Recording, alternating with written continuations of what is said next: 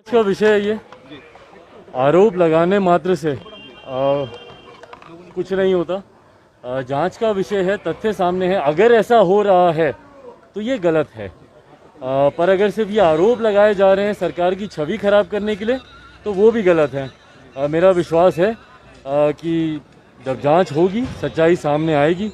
सरकार ने अपना पक्ष भी मजबूती से बहरहाल सामने रखा, पर ये पूरी तरीके से जांच का ही विषय है, इस पर किसी की टिप्पणी करना उचित नहीं है। जिस तरह से राज्यसभा में एक रिपोर्ट पेश किया गया और उसमें यह बताया गया कि पूरे भारत में किसी भी लोगों की मौत जो है वो ऑक्सीजन की कमी से नहीं हुई, इसको आप किस रूप में देखते हैं? हाँ, ये चीज़ थोड़ी सी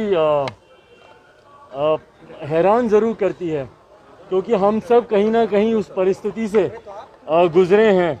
मैंने खुद उस दौरान देखा है, बीच में एक ऐसा समय आया था, ख़ास तौर पर कुछ ऐसे राज्य, दिल्ली जैसे राज्य, जहाँ पर दिन रात हम लोग को फ़ोन आता था। मुझे कई बार ऐसे हॉन्टिंग कॉल्स आए हैं जहाँ पर लोग परेशान होकर अपने भाई के लिए, अपने पिता के लिए, अपनी माँ के लिए इमरजेंसी में फ़ोन करते थे कि भैया डॉक्टर बोल रहा है, अस्पताल बोल रहा है कि मात्र आधे घंटे की ऑक्सीजन बची है, अब हमको नहीं पता इसके बाद हम क्या करेंगे। तो हम सब उस परिस्थिति से गुजरे हैं। उसके बाद जब इस तरीके की जानकारी जब पार्लियामेंट के पटल पर दी जाती है कि ऑक्सीजन की वजह से नहीं ऐसा कुछ हुआ, ये हैरान करती है।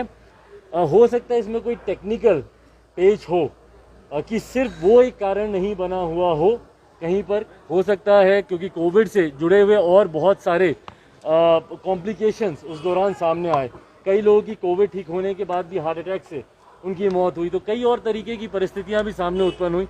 बट बहरहाल मैं उम्मीद करता हूं, विश्वास करता हूं कि जब सदन के पटल पर अगर कोई जवाब रखा जाता है तो वो उसकी गंभीरता और उसकी सच्चाई को परख कर ही रखा जाता होगा। कहीं ना कहीं उस परिस्थिति का अनुभव किया है, उसके बाद इस तरीके से कहना कहीं ना कहीं मुझे लगता है कि ये उन लोगों को विचलित जरूर करता होगा जिन्होंने अपने प्रियजनों को ऐसी परिस्थिति में खोया है। सर, बिहार के मुख्यमंत्री कह रहे हैं कि बिहार के मुख्यमंत्री नीतीश कुमार कह रहे हैं कि डीजल और पेट्रोल के दाम बढ़ रहे हैं, लेकिन हमने अभी तक सोचा नहीं है कि इस पर क्या करना चाहिए। और उन्हें पेपर से जानकारी मिलती है, उनको जानकारी भी नहीं है। पेट्रोल और डीजल के दाम बढ़ रहे हैं। 15 साल हो गए मुख्यमंत्री जी को सोचे हुए बिहार प्रदेश के बारे में। आखिरी बार उन्होंने कब प्रदेश के बारे में सोचा था, ये मेरी जानकारी में तो कम से कम नहीं है। और अगर किसी प्रदेश के मुख्यमंत्री को अखबार के माध्यम से या हमारे मीडिया के साथियों के माध्यम से अगर ये जानकारी प्राप्त हो कि भैया देश में पेट्रोल डीजल के दाम किस तरीके से बढ़ते जा रहे हैं, तो उस मुख्यमंत्री की सक्रियता का हम सब अंदाज़ा लगा सकते हैं। बट बहरहाल मेरे लिए कोई ताज्जुब करने वाली बात नहीं है। मैं मानता हूँ कि हमारे मुख्यमंत्री पूरी तरीके से बिहार और बिहारियों के हालात से पूरी तरीके से उनको कोई जानकारी नहीं है कि किस परिस्थिति में बिहार या बिहारी गुजर रहे हैं।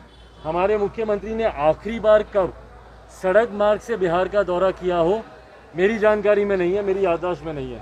बिहार में जब जब बाढ़ आई, मुख्यमंत्री यहीं से हेलीकॉप्टर से उड़ते हैं, हेलीकॉप्टर से हवाई दौरा करके आते हैं, और ये हर साल का उन्होंने टूरिज्म का प्रोग्राम अपना फिक्स कर लिया। अगले साल आप फिर से मुझसे लिख के ले लीजिए, अगर ये मुख्यमंत्री रहे तो फिर इसी वक्त हेलीकॉप्टर से उड़ेंगे और बिहार का दौरा करके आएंगे। मैं आग्रह करता हूं मुख्यमंत्री से कि एक बार सड़क मार्ग से निकलें, सड़कों की हालत आपको पता चलेगी। हाईवे पे रह रहे शरणार्थी जो कि बाढ़ की वजह से हर साल बेघर होते हैं, उनके हालात आपको पता चलेंगे और बिहार की बदहाली उनके सामने आएगी। अरे प्रभु, किसी ने किसी को नहीं। हाँ, संजय जायसवाल गए थे आपके चाचा के घर, क्या कहिएगा इस पे? बीजेपी के प्रदेश अध्यक्ष है बिहार के। इसमें कहने की क्या जरूरत है भैया, बहुत सी बातें हैं जो कि ओपन सीक्रेट है, उसमें कोई ज्यादा टिप्पणी करने की जरूरत नहीं है मुझे।